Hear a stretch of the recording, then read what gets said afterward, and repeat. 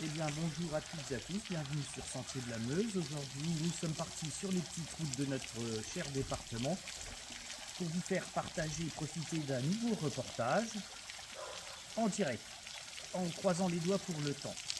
Alors aujourd'hui, nous sommes dans un endroit très discret, éloigné, un petit village caché dans un écrin de verdure presque oublié. Derrière ces maisons, son patrimoine rural, sa fontaine que vous voyez derrière moi et son église, eh bien ce village est intimement lié à une abbaye. J'ai dénommé Semel.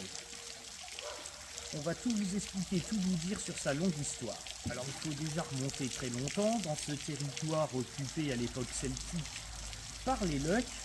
Nous sommes à une frontière avec les Catalanes et les Médromatriques ainsi que les Rennes.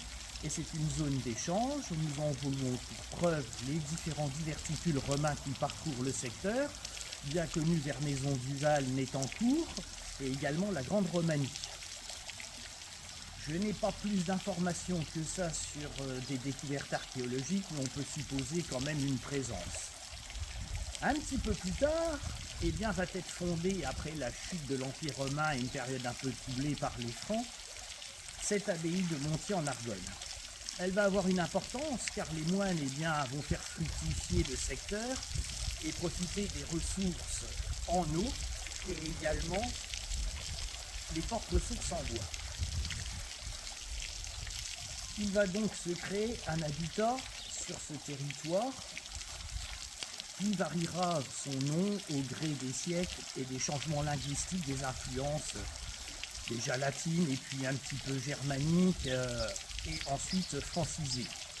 Donc, Comualia et Sonella, eh bien c'est Semel.